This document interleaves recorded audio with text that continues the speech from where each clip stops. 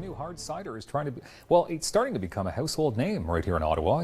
People are talking about it, enjoying it on weekends. And with us right now, Pete Rainville is the man behind Flying Canoe Hard Cider. He's the chief Imagineer. That's what you call yourself. I thought that would be a great title. Yeah. A little like steal that. from Disney, but it works. I totally like that. Now, you've been imagining up this stuff for like 20 years-ish? I have been working at making cider for about 20 years in the basement. Yeah. And it just evolved from there.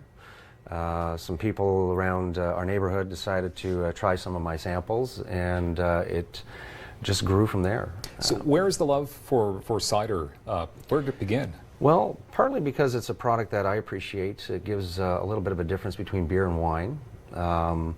As well, there's a market niche for it, I believe, in Ontario and throughout Canada, and there's a lot of us that are starting to create cideries in Ontario, part of the Ontario Craft Cider Association, and it's really going to be a booming industry in the next few years. Because, and I am being serious, I am hearing about your product more and more. Every time I'm out somewhere, people are talking about the Flying Canoe Hard Cider, so you must be very proud to see this taking off. After all this, you're an overnight sensation. 20 years later, 20-year overnight sensation, yes. It's, Yeah. it's like all of us, and, Yeah. and the hard work that we do that eventually finally pays off. It has been a long journey for the past year. We started on July 1st, Canada Day last year, and it has taken us about a year to get to where we are today, which is just about to head into LCBO and grocery stores in the Ottawa area. That's very exciting. So what is the launch date for that? Do we have an exact date at this point? It's a moving target right now. Yeah. We're working with the LCBO every day, and it looks like it will probably be at the end of February or early March. Exciting. Yeah. But this product is available in different establishments. Yes, it is. Well. The best way that we thought of starting our business and marketing our product was to actually go right to the licensed establishments in Ottawa and see what the market response would be. And it's been extremely favorable.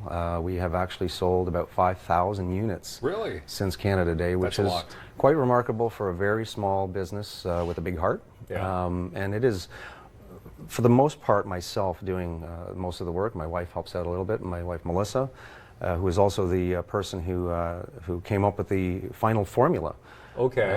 So how did she come up with this final formula? I mean, it's obviously been years of taste testing, and you must have had some pretty exciting nights, you know, drinking some hard cider with your lady? She absolutely does not like hard cider. Oh, really? Okay. But I had to figure out a way to make her like hard Yeah. cider.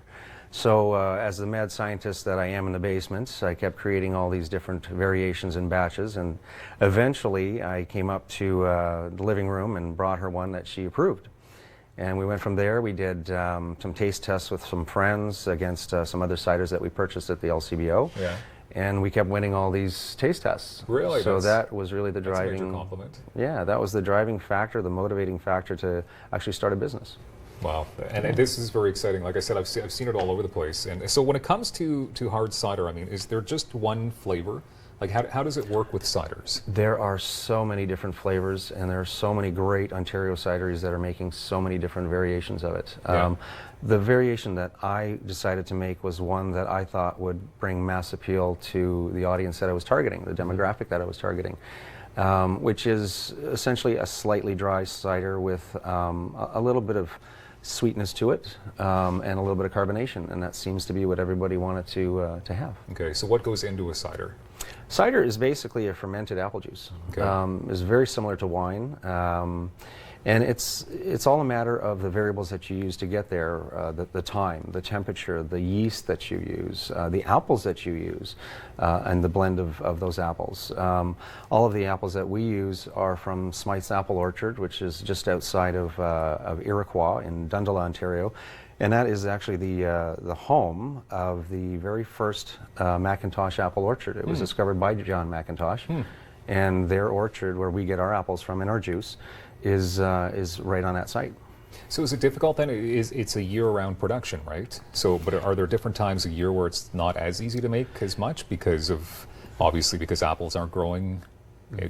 It's very true, and good insight, because there are only so many apples to go around, for one thing. Secondly, as the season progresses away from the fall, which is when the apples are harvested, the amount of inventory, if you will, begins to dwindle. So we've made arrangements with Smythe's Apple Orchard to warehouse some of our cider sometimes in a frozen state, sometimes in a fresh state, and also to reserve us some apples for as long as they can. Okay. So where are you based out of then? Our manufacturing facility is on Colonnade Road, and not open to the public just yet. But we are going to be at many festivals throughout Ottawa and Ontario in the next few months. We are going to be at the Beau's St. Patrick's Party, which is St. Patrick's Party.ca. Yeah. And also a very large appearance for us will be at the Toronto Cider Festival. Okay, is that in the summer months? This will be in late August. Yeah. Late August. Wow. So this is a pretty exciting time for you guys. It's huge, and we're growing fast. Yeah. Have you ever been on the radio before? Because you've got a voice. I have, Don. I had to throw that in there, right?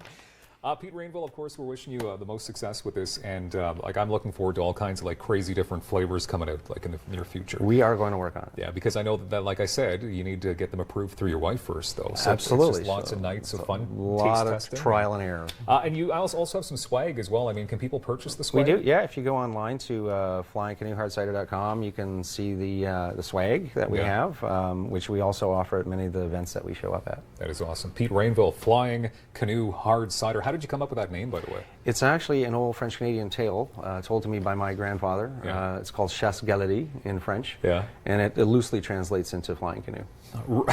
Loosely translates? Loosely translates. Okay, let's just leave it there. Depends on how many of these you have. I suppose. Chief Imagineer Pete Rainville, thank you very much for being here. Very much, Noel. And best of luck with Flying Canoe Hard Cider. There you go. Pick it up at a fine establishment near you in the LCBO in the very near future. Coming up, the magic of Ian Quick next on Daytime.